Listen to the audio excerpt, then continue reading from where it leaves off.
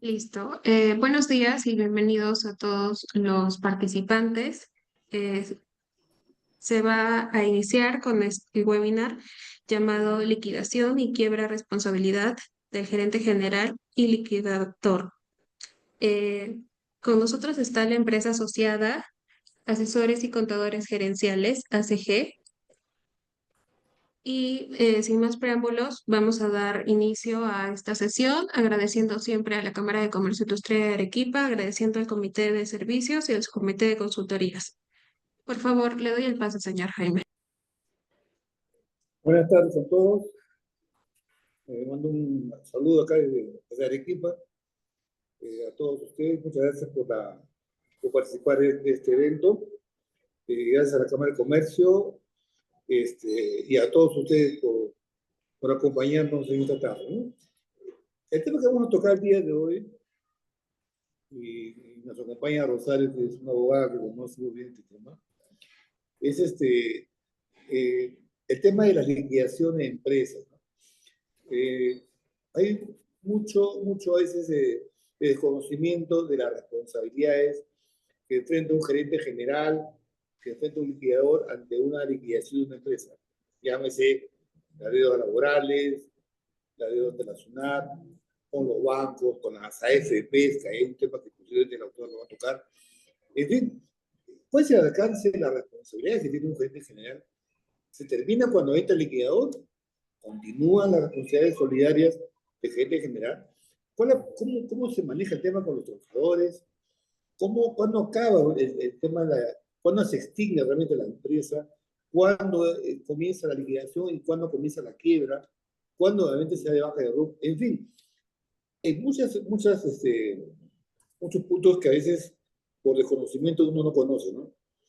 Dice que cuando nace una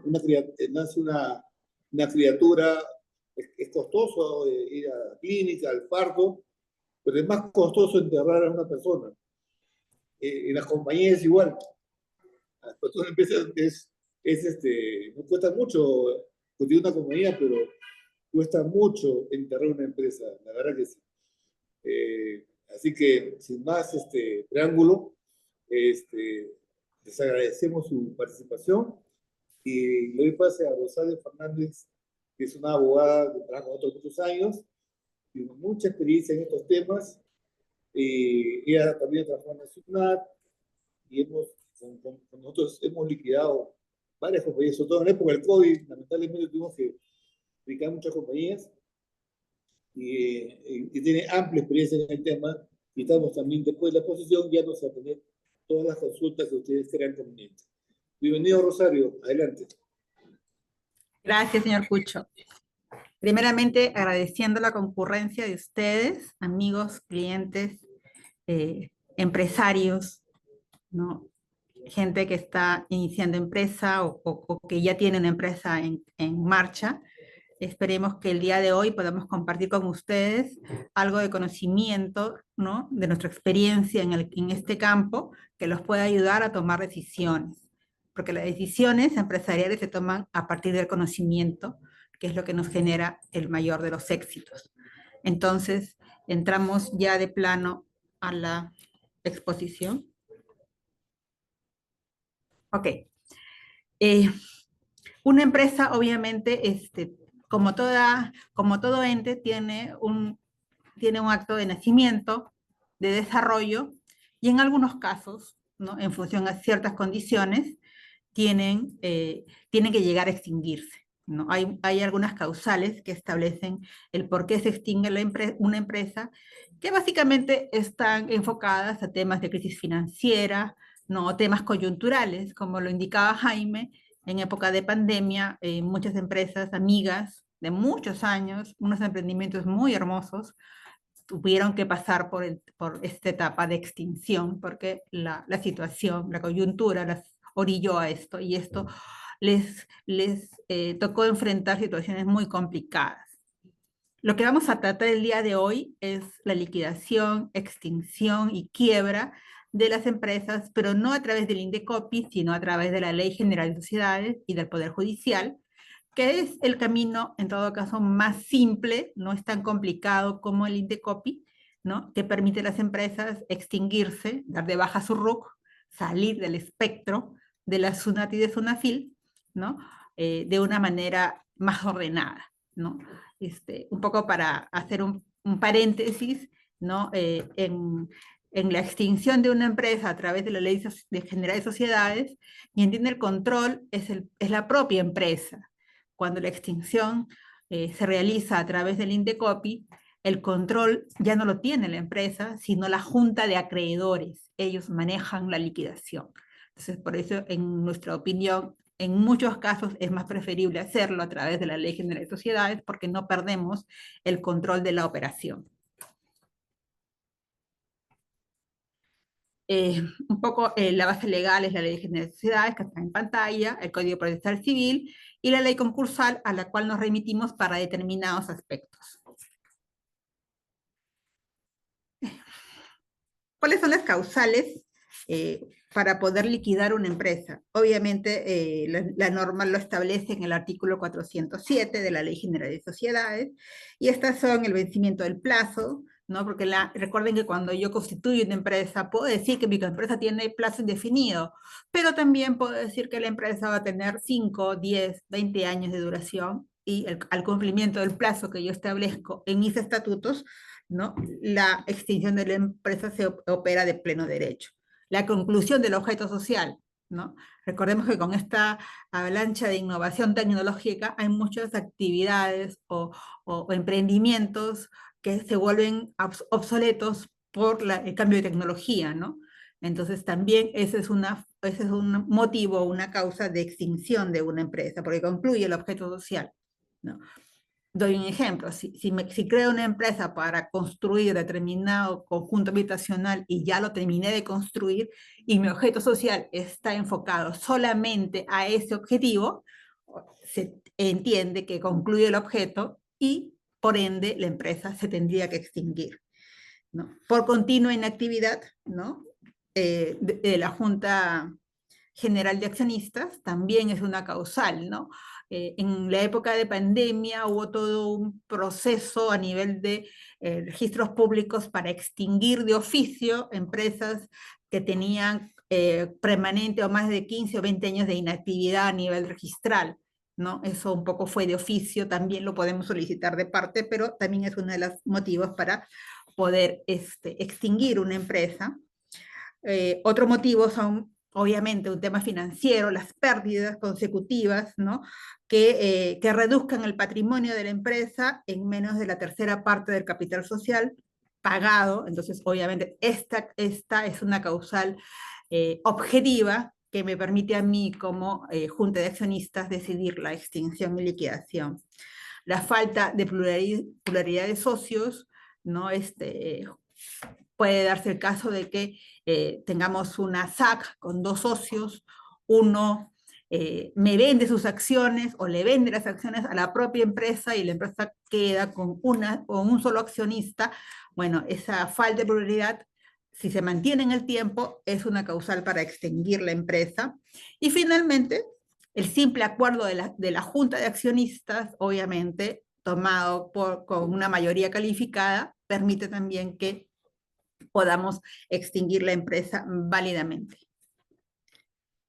Aquí un paréntesis, aquí un paréntesis en este tema. Hay algunos pasos que un poco la experiencia, el expertise con Jaime nos han permitido aprender en estos procesos de liquidación, ¿no? Es conveniente, dependiendo el motivo de la extinción, si el motivo de la extinción es pérdidas, ¿no? Permanentes o falta excesiva de liquidez que no me permite continuar con el negocio, en muchos casos es conveniente, antes de iniciar el proceso de liquidación, hacer un análisis de los estados financieros, y ese análisis de estados financieros me puede llevar a tomar 3 tipos de decisiones. Una, la venta de acciones y el cambio de gerente, para que el proceso de liquidación inicie, ¿no? Ya salvaguardando a mis accionistas y a mi gerente, nombrando nuevos, ¿no? Que puedan ser los que tomen la decisión de llevar a la empresa a la liquidación, a extinción, y sobre todo si es que voy a ir a una etapa de quiebra, para no someter a mi accionista y a mis gerentes a un proceso de quiebra que obviamente los puede afectar de forma personal. Muchas veces una decisión inteligente es cambiar de accionistas y cambiar de gerente. Cambiar el nombre de la empresa también es un segundo aspecto que hay que evaluar al momento de liquidar una empresa, ¿no? Porque muchas veces lo valioso finalmente que puede quedar en una empresa es el nombre comercial, ¿no? El nombre comercial tiene un valor significativo que yo puedo como accionista luego explotar.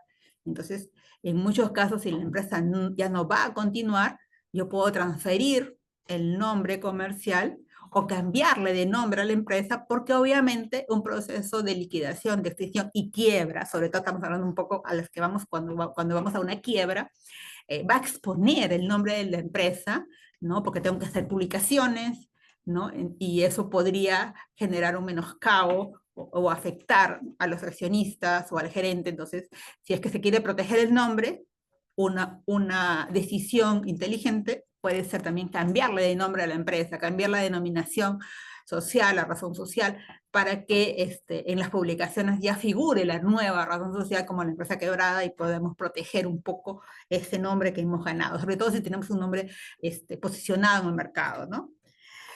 Una tercera decisión importante es el cambio de domicilio, ¿no?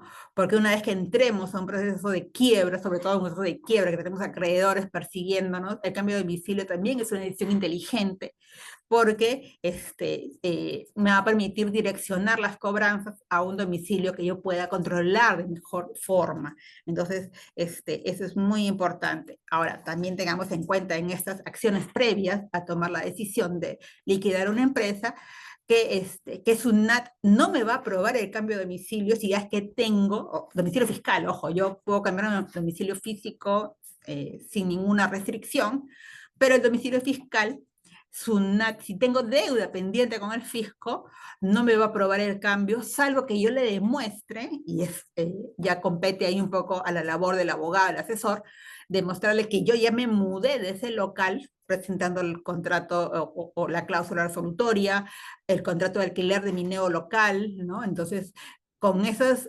obviamente con esa autorización previa de la administración, yo voy a poder hacer el cambio de domicilio a pesar de estar en cobranza coactiva, ¿no? Entonces ahí también es importante y ya voy a tener que hacerlo de forma presencial, ¿no? Los que manejamos la clave SOL de SUNAT sabemos que si no tengo temas en cobranza coactiva, yo puedo hacer el cambio de domicilio inclusive solamente con la clave SOL a través de la plataforma, sin ir personalmente a SUNAT.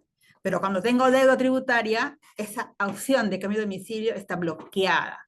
Yo no significa que no lo puedo hacer sí, pero de forma presencial, mostrando documentación que le acredite al fisco que ya no estoy ahí, pues entonces no vale que me mantenga en un domicilio en el cual yo no tengo control, tengo que demostrarle que me he mudado a un nuevo domicilio, ¿no? Para que me apruebe ese cambio.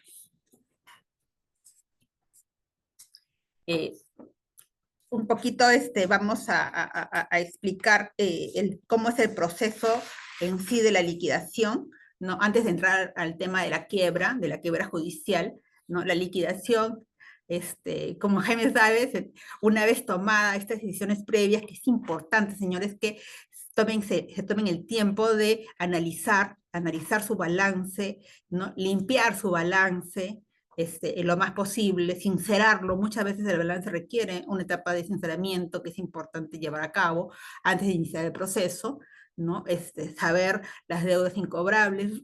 Muchas veces tenemos deudas con los propios accionistas, ¿no? O con gente de planilla, entonces también esas partes hay que analizar en lo posible a ver si se puede pagar, se puede compensar o se puede condonar, ¿no? Para sacar un poco del espectro los accionistas de esta figura de la liquidación, disolución y quiebra, ¿no?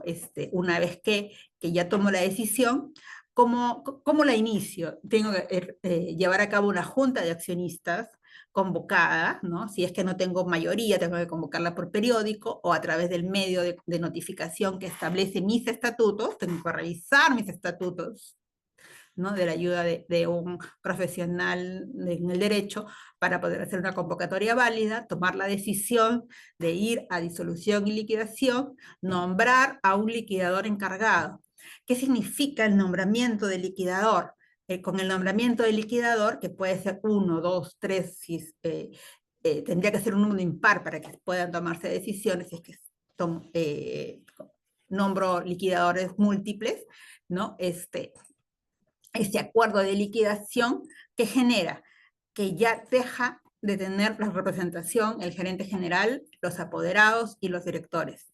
Vacan en sus puestos y el representante de la sociedad es el liquidador. Él toma la posta y asume las facultades de una gerencia general para efecto de la administración de todo el patrimonio de la sociedad, y la labor fundamental del liquidador es realizar los activos para pagar los pasivos, ¿no?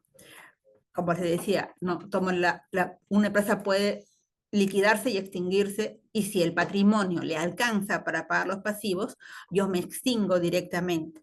Si finalmente el patrimonio no me alcanza para pagar mis pasivos, y a pesar que realizo todos mis activos, ya no tengo de dónde más pagar, ¿no?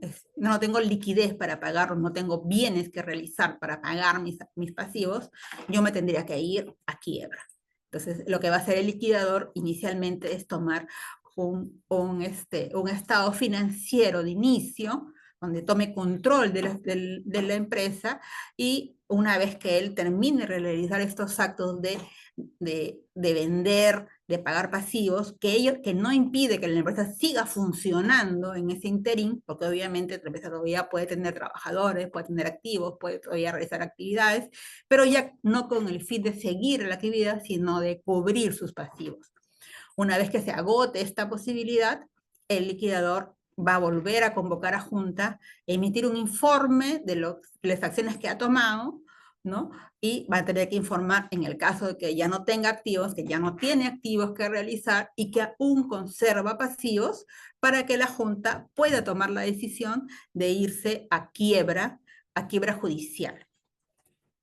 Entonces, para resumir, tenemos el nombramiento del liquidador, la publicación del balance, los estados financieros, que debemos hacerla si se trata de una empresa de Lima, en el diario El Peruano, y en un diario de mayor circulación en Lima. Si es de provincia, solamente en el diario de la localidad, ¿no? Que es para avisos judiciales. No requiere la doble publicación, que sí la requerimos en Lima, en provincia solamente en el diario oficial de avisos judiciales, ¿no? Que no necesariamente es El Peruano, en muchas ciudades es La República o otros diarios de la jurisdicción. A ver, seguimos. En el tema de la quiebra, ¿no? Ay, retrocede, por favor, sí, me estoy adelantando al tema de la quiebra. Gracias. En el tema de la quiebra, una vez que la Junta toma la decisión de ir a quiebra previo informe del liquidador, ¿no?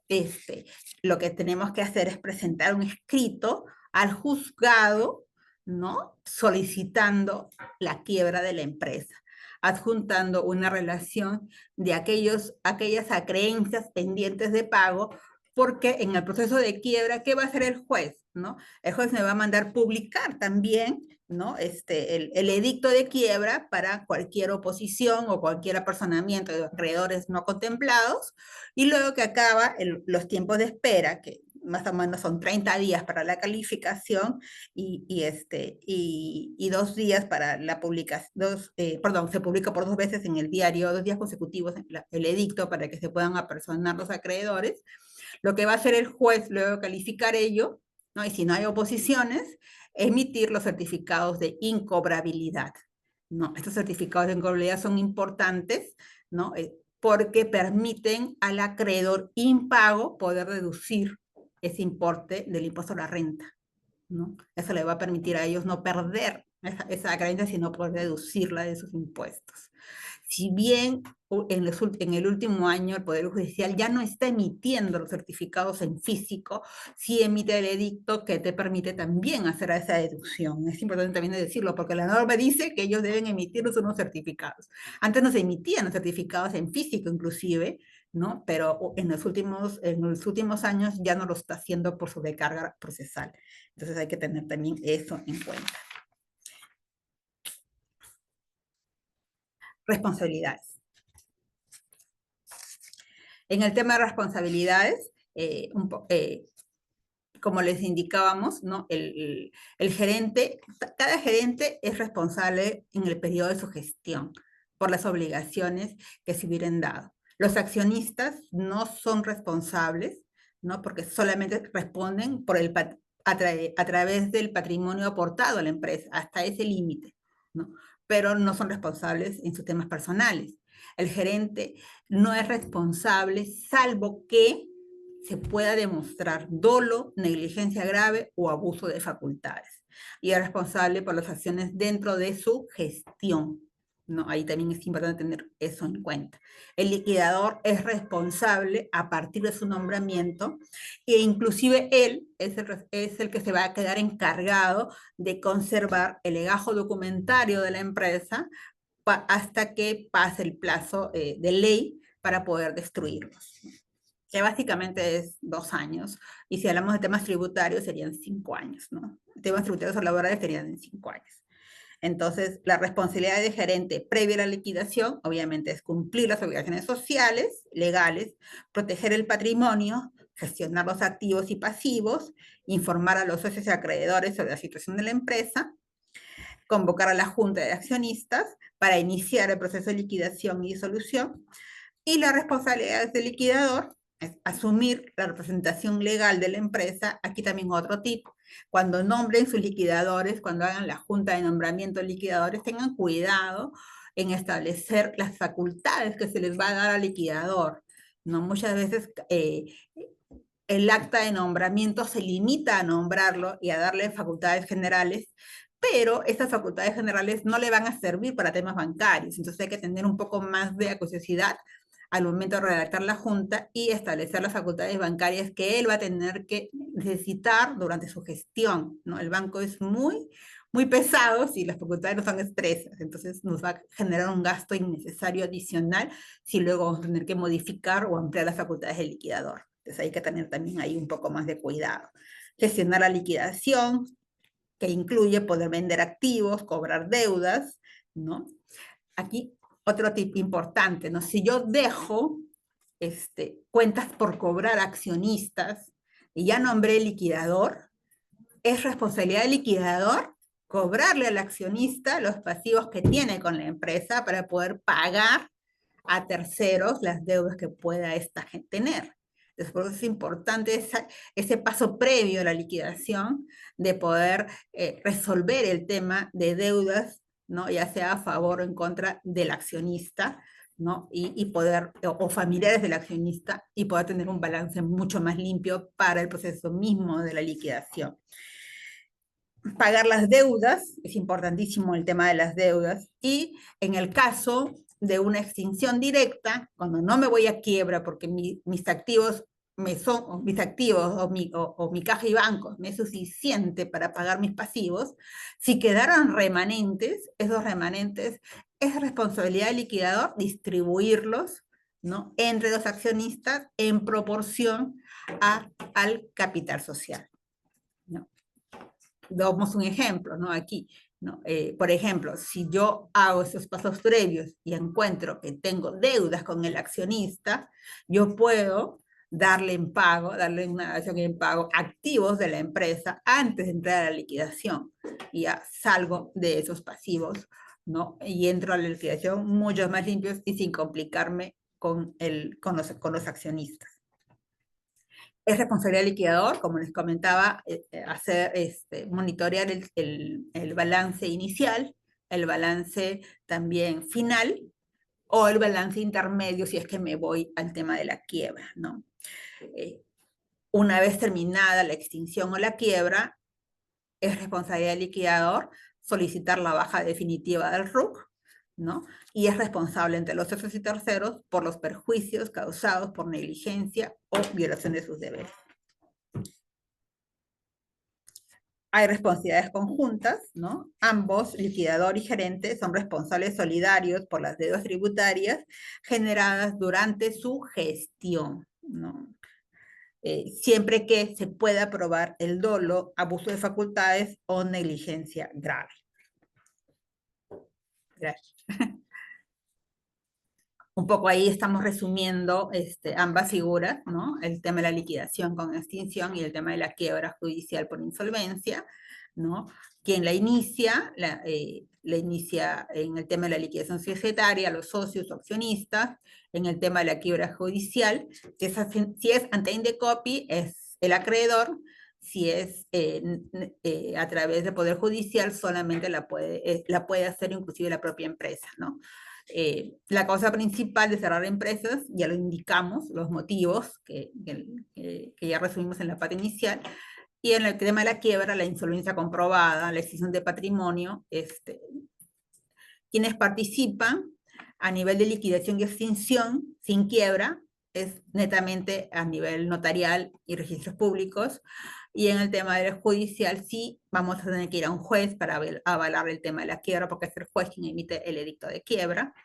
El destino del patrimonio, ¿no? Si hay un remanente, ya lo indicamos que se reparte entre los socios, y en el caso de que nos vayamos a quiebra, ahí ya no hay remanente, ya no tenemos nada que realizar, no tenemos activos, solo tenemos pasivos, es el juez quien establece, quien emite los partes de extinción en registros públicos para la extinción de la empresa y la incobrabilidad de las deudas, ¿no? Básicamente, en muchos casos, la mayor parte de deudas, de acuerdo a nuestras experiencias, es SUNAT, ¿no? A SUNAT le terminamos debiendo, normalmente.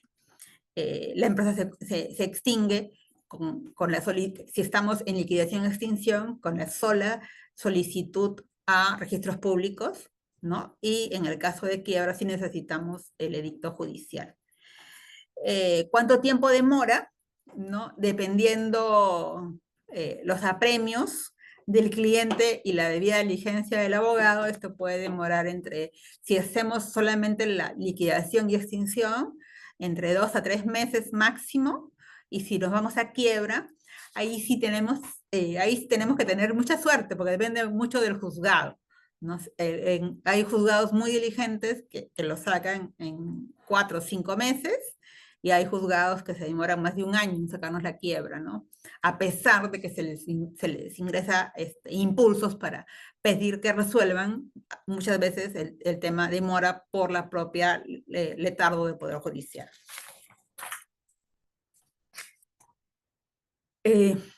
Un poco también me gustaría tocar el tema de la responsabilidad solidaria del gerente, ¿no? A nivel tributario, eso es muy importante también tenerlo en cuenta. ¿Por qué? Porque SUNAT, las normas tributarias, el Código Tributario establece el tema de la responsabilidad solidaria del gerente, ¿no? En los casos de dolo, negligencia grave o abuso de facultades. Pero no es que SUNAT te impute directamente la deuda como gerente, no es así, ¿no? Obviamente nuestra legislación nos permite el derecho de defensa, entonces para que SUNAT me pueda atribuir responsabilidad solidaria, va a tener que emitir una resolución en donde establezca el por qué me atribuye responsabilidad solidaria como gerente o como liquidador, y yo tengo todo el derecho de impugnar esa resolución y apelarla posteriormente sin que esto pase a cobranza coactiva, ¿no? Porque tenemos el derecho de defensa. No es que SUNAT me diga, bueno, la empresa no pagó, ¿no? Gerente, págame la deuda. No, primero va a tener que emitir una resolución de intendencia en la que me atribuya la responsabilidad solidaria y me pruebe el dolo, la negligencia grave o abuso de facultades. Y yo voy a tener derecho a reclamar y apelar la resolución, ¿no? En segunda instancia, antes de que puedan iniciarme la cobranza de la deuda. Entonces ya un poco en el tema, ya entrando ya al tema de resúmenes respecto a lo que estamos conversando, ¿no? Estamos viendo que la liquidación y extinción a nivel societario es un proceso no tan largo, ¿no? Que lo puedo llevar en 2, máximo 3 meses y tener extinguida la empresa, ¿no? Con esos pasos previos importantes que estamos alertando. Y el tema de la quiebra, cuando ya tengo pasivos que no puedo soportar, sí involucra un poco más de tiempo, ¿no? Pero aún así es mucho menos engorroso que hacerlo a través del Indecopi o de la Junta de Acreedores. Es mucho más sencillo hacerlo a través de la Ley General de Sociedades y me permite extinguir la empresa, ¿no? Y generar los certificados de cobrabilidad, ¿no? Para mis acreedores y que no haya podido satisfacer.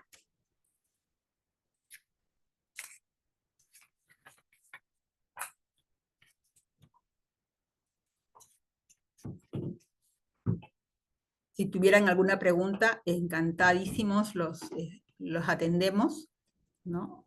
No sé si Jaime tenga algún comentario final.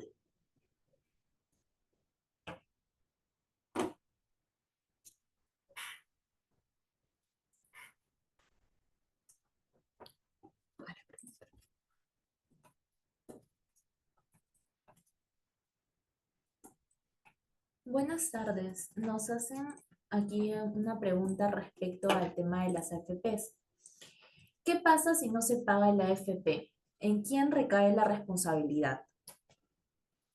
A ver, como un poco estábamos conversando, quien responde en teoría es el representante legal o el gerente o el liquidador respecto a los periodos de su gestión. Ahora, en el tema de AFP, recordemos que en julio del 23 salió una norma, ¿no? La ley 31823, que modifica, ¿no? El Código Penal y establece como delito de apropiación ilícita el no pago de los aportes a la AFP.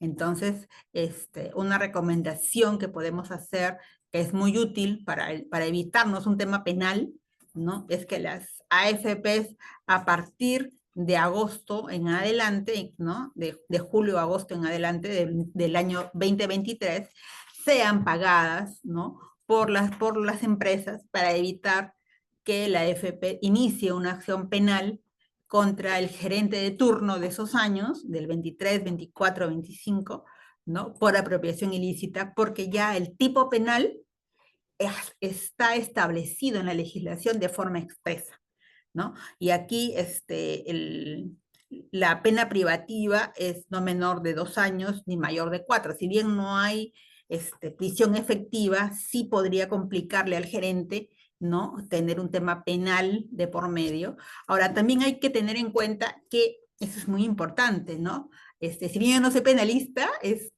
lo que sí les puedo indicar es que para que un tipo penal se pueda configurar, no debe haber algún aprovechamiento, un acto ilícito.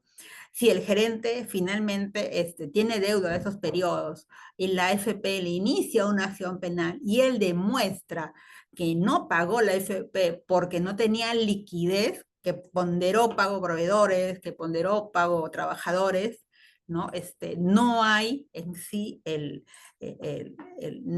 requisito indispensable, ¿no? Para que pueda configurarse el delito penal, ¿no? Porque debe haber un dolo, debe haber una intención de aprovecharse de esa plata o de darle un destino diferente a ese dinero que no es el pago de los aportes. Entonces, ahí hay un tema que se puede explotar para desvirtuar la existencia del ilícito como sí, ¿no? Si bien hay una falta, porque obviamente estamos obligados a pagar, pues es dinero que hemos retenido al trabajador, ¿no? Podrían haber motivos de eximir la pena, ¿no? Ahí es un poquito, es cuestión de trabajar, hay que buscar que no se configure el dolo, ¿no? La intención dolosa, ¿no?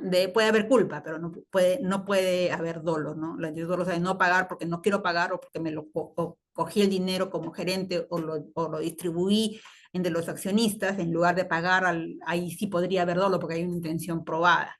Pero si finalmente no pagué porque obviamente la economía de la propia empresa no dio para el pago, no generó el importe para el pago, pues podría haber un tipo de eximente de pena. Nos hacen otra pregunta. ¿Quién asume las deudas que mantiene la empresa en ese proceso? ¿Qué deudas? Deudas en general. No nos han especificado. A ver, ¿me repites la pregunta, disculpa? ¿Quién asume las deudas que mantiene la empresa? A ver, la empresa tiene pasivos pendientes por pagar, ¿correcto? Entonces, el liquidador lo que tiene que hacer ahí es vender los activos, revisar lo que tiene en caja e ir pagando las deudas hasta donde alcance. Si finalmente yo realicé todos los activos, ¿no? Pagué todo, es decir, usé todo el dinero de caja, de bancos, y aún así me queda pasivo, no hay, me tendría que ir a quiebra, no hay de dónde pagar, ¿no? ¿Quién lo asume? Lo asume siempre la empresa, por algo es, las sociedades anónimas son de capital limitado, entonces lo asume la empresa hasta donde alcance el patrimonio. Recordemos que esto no puede ir más allá del capital de la empresa, no puede afectar a accionistas, y solamente podría ir contra el gerente o el liquidador en caso de se pueda probar dolo, negligencia grave o abuso de facultades.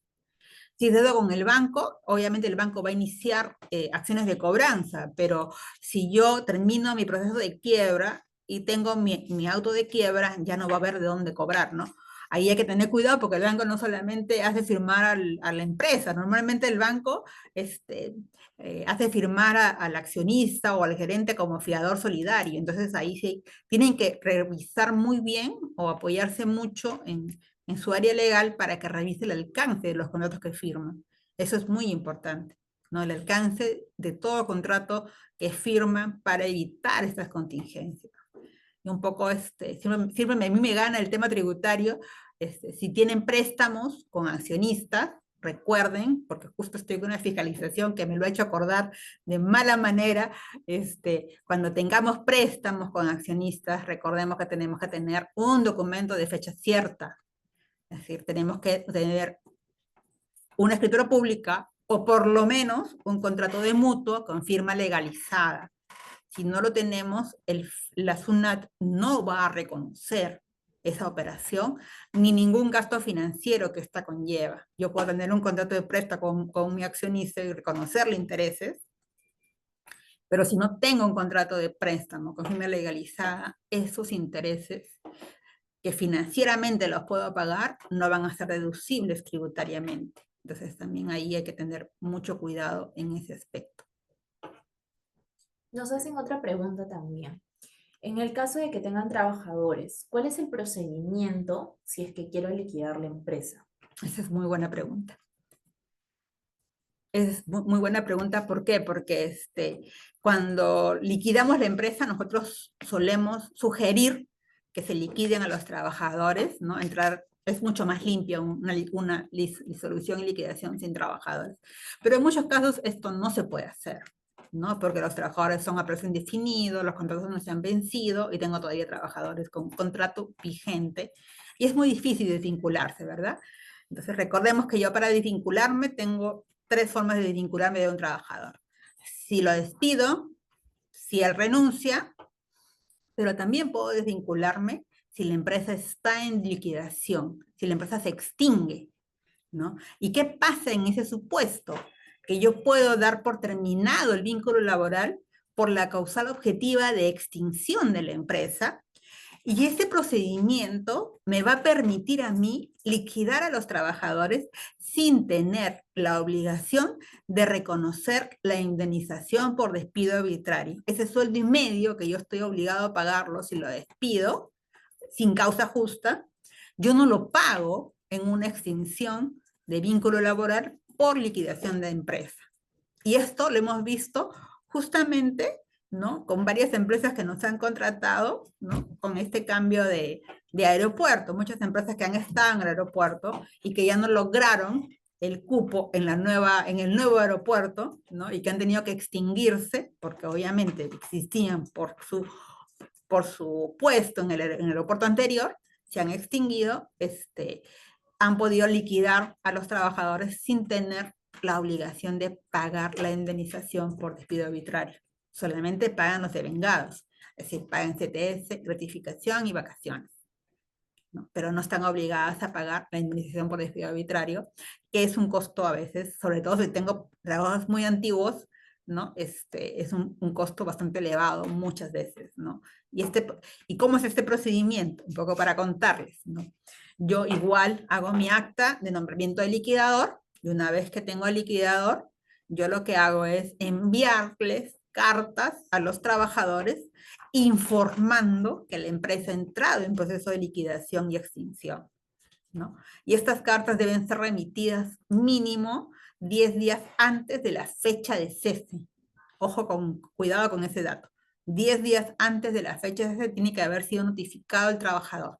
Entonces yo 10 días antes le llega la carta y lo puedo cesar cumplido el plazo. Le entrego el pago de su liquidación, le entrego la carta de desvinculación, la carta de liberación de CTS, el certificado de trabajo, y me desvinculé válidamente. Ahora, esas cartas se informan al Ministerio de Trabajo, ¿no? Porque es parte del procedimiento, y el Ministerio de Trabajo le da el ok al procedimiento y yo puedo desvincularme sin tener problemas con el pago de la indemnización por despido arbitrario. ¿Me llevan a Sunafil y me llevan al ministerio? Sí, me llevan, pero yo tengo el procedimiento bien mapeado y salimos airosos de cualquier inspección a ese respecto. Entonces, ese también es un tip que podemos utilizar, ¿no? En el caso de los procesos de liquidación y extinción de la empresa. Nos preguntan, ¿cuál es el tiempo en que demora todo el proceso de liquidación y quiebra? Un poco como les decía, si es una liquidación y extinción sin quiebra, entre 2, máximo 3 meses, es decir, sí, inclusive puede ser un poquito, 2 meses a 3 meses, no más. Pero si me voy a quiebra, como les comentaba, estoy supeditada a los tiempos del juzgado.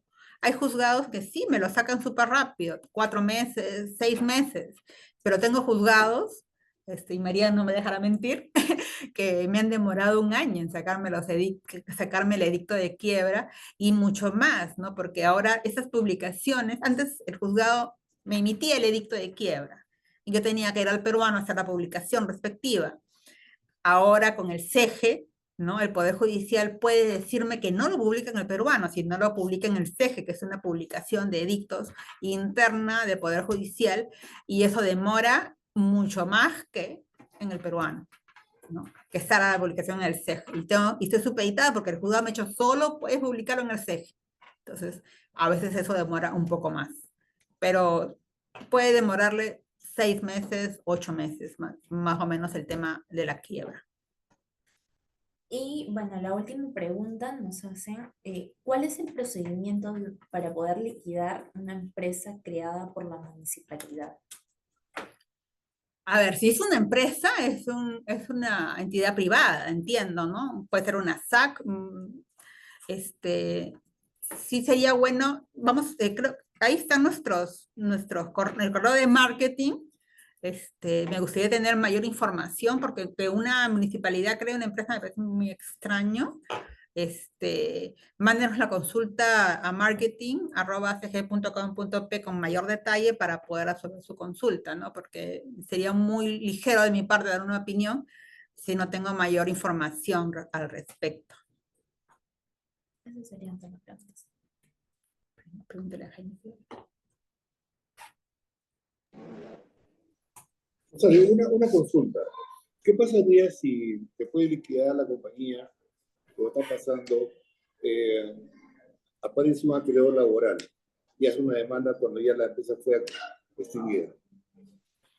A ver, una empresa es como una persona, ¿no? Como les decía yo inicialmente, tiene un acta de nacimiento, que es la constitución de la empresa, tiene una vida propia, ¿no? Va viviendo y llega, así como las personas, morimos. Cuando una persona muere, hay un acta de defunción, ¿no? Cuando una empresa muere, se da el asiento o el asiento de extinción que se inscribe en registros públicos. Si ya la empresa murió, no hay quien pague, ¿no? Y acá no es que, felizmente los hijos no heredan la deuda de los padres, como hay en la propuesta de ley que ha salido, ¿no? Que vamos a heredar la deuda de los padres. Acá no hay hijos, la empresa murió y no hay a quien cobrar, ni siquiera hay nadie que represente jurídicamente a esa persona, porque el liquidador, una vez que la empresa se extingue, ya pierde la representatividad de la empresa. Ya no, es decir, no puedo sacar una vigencia de poder porque la empresa murió, se extinguió. Entonces, ahí no hay realmente a quién cobrar, ¿no? Él puede hacer acciones, puede llevarme al ministerio, como nos ha pasado, puede convocarnos al ministerio a conciliación extrajudicial, a diligencias de SUNAFIL, pero yo demuestro, ¿no?, que la empresa está extinguida, y es más, que ni siquiera yo lo represento, porque ya murió, ya caducó mis facultades de representación, y no hay a quién cobrar, ¿no? Ahí, poniéndome en el caso de los trabajadores, ¿qué cosa podría hacer, no? Si es un grupo empresarial, evaluar la posibilidad de solidaridad de deudas, pero es bastante difícil. Tendría que probar que realmente ha habido colusión o un tema de engaño, ¿no? De que creé una empresa y pasé todo a otra empresa con la misma dirección, mismos activos, mismos socios. Entonces podría establecer un tema de solidaridad, pero es complicado. Es bastante complicado que lo pueda probar, ¿no? Normalmente si una empresa se extingue o es declarada en quiebra, y en función a la quiebra el juez ordena la extinción, ya no hay a quien cobrarle, lamentablemente. Hay dos preguntas que dice, ¿hasta dónde son perseguibles los bienes donde va la responsabilidad solidaria respecto a ellos, ¿no? Y otra pregunta que veo también es, ¿quién asume las deudas que medía la empresa con los bancos? Sí, Los bancos ya la contestamos, ¿no? Como le decía yo, si yo me voy a quiebra por deuda financiera o por deuda SUNAT, ¿no? Y ya tengo el edicto de quiebra, se extinguió, ya no hay a quién cobrarle. Ahí ya SUNAT inclusive ya me aprueba la baja de RUC a pesar de tener deuda, porque está obligada. Y ya, ¿cómo se llama? Ya se extingue cualquier acción de cobranza, salvo que SUNAT tenga evidencia de dolo, negligencia grave o abuso de facultades. Y yo realmente en estos últimos años no he visto ningún caso en que SUNAT persiga al gerente o al liquidador por temas de dolo, negligencia grave, abuso de facultades. No lo he visto. Intentó SUNAT hacerlo en el 2000, cuando yo estaba todavía dentro de SUNAT, intentamos por la libertad iniciar acciones de representación solidaria, pero fue bastante complicado poder probar el dolo. Probar el dolo, los penalistas me podrán dar la razón, es bastante complicado en estos tipos de temas.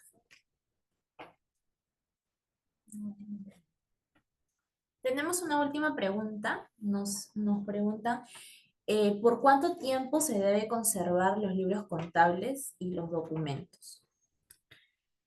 A ver, por el plazo de prescripción, si es temas tributarios, recordemos que la prescripción son 4 años, pero realmente si tomamos en cuenta que se mide a partir del 1 de enero del año siguiente, son en realidad 5 años que debo conservar la documentación.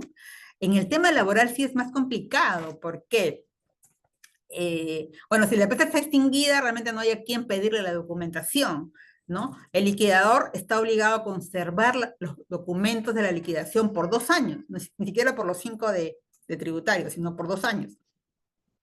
El problema laboral que yo he visto muy seguido es el tema de los pensionistas, que nos piden acreditar los aportes de años muy antiguos, de empresas extinguidas, y no hay forma de poder ayudarlos porque ya no existe esa documentación.